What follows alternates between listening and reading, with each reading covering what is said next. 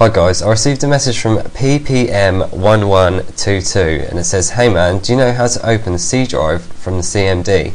Now those of you who don't know what CMD is, it's the command prompt, which is basically a black box, which I'll be showing you in a second. I've done a couple of things on it before, but I haven't really explained it, so I'll be going through that in a second, and this time I'll be talking about file and folder operations and things like that. If I run over, I'll make another video on some either part 2 or make some stuff about internet things that you can do with it as well and other useful stuff. So either way, hey man, do you know how to open the C drive from the CMD? So I'm not sure if you mean open the C drive from open the CMD with the C drive open from Windows, or you want me to actually show you how to open the CMD and go into the C drive. So firstly, I'm going to make a shortcut. Right click, new, shortcut. You're just going to say cmd.exe, which means run the command prompt, which is the black box, /k, keep it open, and then you're going to do an operation inside it, and we're going to say cd and then \. Now I'll tell you what this means in a second, but basically this should open it inside that little C that you're looking for. So double click, and we're now in the C drive. So that's how you do that if you want to do it from Windows. If you want to know how to do that, PPM1122. Now I'm going to show you, firstly I'm going to show you CMD. This is CMD and it says Microsoft Windows XP, my version, copyright, blah blah blah. It says C documents and settings Duncan. Now some people don't know, but you can go start, run and type in command, and this opens something different. It says Microsoft Windows DOS, and then it says a different year to the year that's shown here, and it says C document and then Duncan. Now these are both pretty much the same, apart from Windows DOS is more for legacy applications, so things that were made quite a long time ago for DOS. You have more chance of running it in this than you have in this, even though they're practically the same.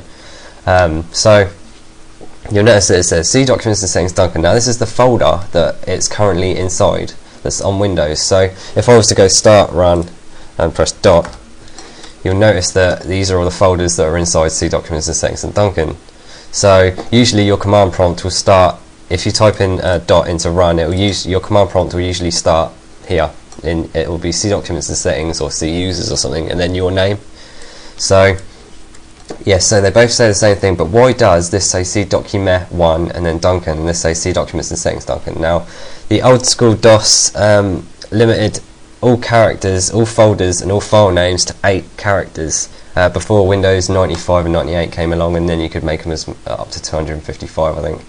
So this is still using the old school 8 character limit, and so it's saying document and then that little symbol there and then a 1, so that means it's a longer version, but we can only do the first 6 and then that. So if I was to do something called a change directory, which is cd, and press dot dot, you'll notice it's gone to C document 1. That's the same as pressing up one folder in Windows, so it's up one folder, C documents and settings. Now I can do it in this one also, and if I do it again, I'll be in the C drive, which is what we were talking about before. Now you'll notice if I do that, and then I want to change the directory or change the folder, whichever you want to call it, back into documents and settings, which it says here, documents and settings. If I was to do it in Windows DOS, type it cd documents and settings.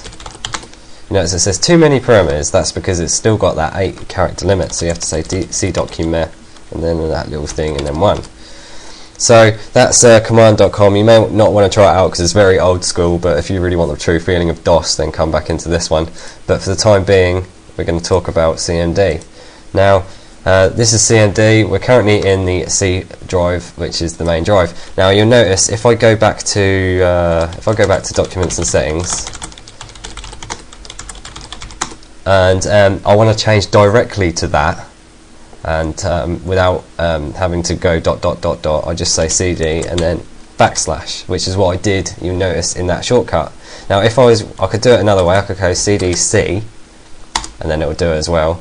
So that basically goes to the main point of the drive, and you can also do things like cd, c, documents and settings, and it will do it from there.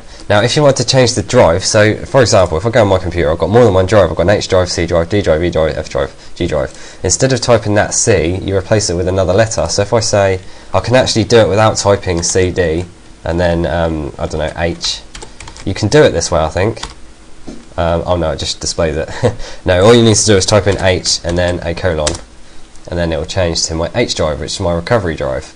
So I'm going to go back to C for the time being, and you'll notice it's gone back to my documents and settings, so I'm going to say cd ... to go to my main drive.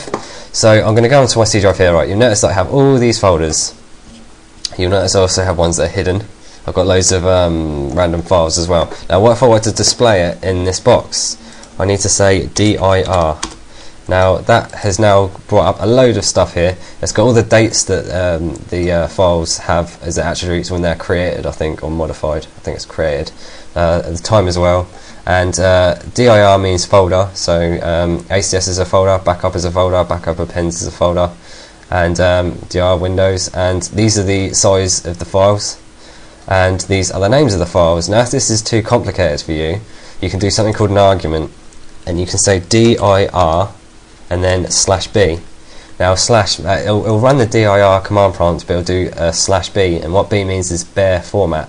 So it will do it in a way that you can probably understand it rather than putting all this gibberish on there as well. So dir /b, and you'll notice it's just got the file names that you have in your folder. Now, if I was to look for a folder, here we go. I've got recycler as a folder.